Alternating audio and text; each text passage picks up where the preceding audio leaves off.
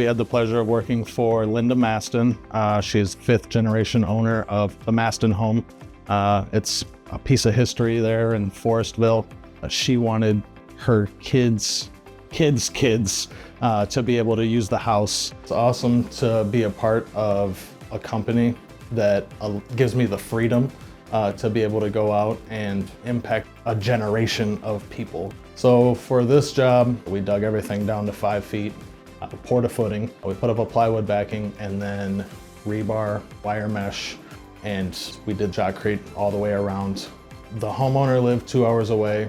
Every other day I would call her and let her know what we got accomplished. We sent her images just to make sure that she could see the progress. So she felt great about the work that we performed.